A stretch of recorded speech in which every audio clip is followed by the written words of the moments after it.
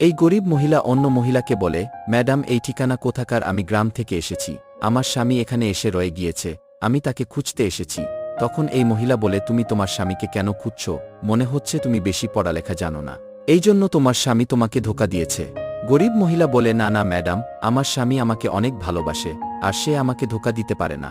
আর phone করতে বলে। এই মহিলা যখন ফোন দেয় তখন মোবাইল সুইচ অফ দেখাচ্ছিল, আর বলে, অবশ্যই তোমার স্বামী তোমাকে ধোঁকা দিচ্ছে। গরিব মহিলা বলে, মনে হয় সে অনেক বিপদে আছে, এই জন্য ফোন লাগছে না। আর হাত জোট করে কাকুতি মিনতি করে বলে, আমার স্বামীকে খুঁজতে সাহায্য করুন। তখন তার স্বামী ওখানে চলে আসে। গরিব মহিলা তার হাত চেপে ধরে বলে, আমি আপনাকে খোঁজার জন্য এখানে চলে এসেছি।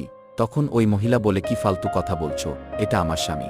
এরপর যা হলো তা অবশ্যই দেখবেন, কিন্তু তা দেখার আগে ভিডিওটি লাইক করে দাও, চ্যানেলটি সাবস্ক্রাইব করে দাও। লাস্টে ছেলেটি বলে, আসলে সে আমার স্ত্রী ছিল, সে লেখাপড়া জানে না দেখে তাকে ছেড়ে দিয়েছি, আর ওই মহিলাও তাকে তাড়িয়ে দেয়।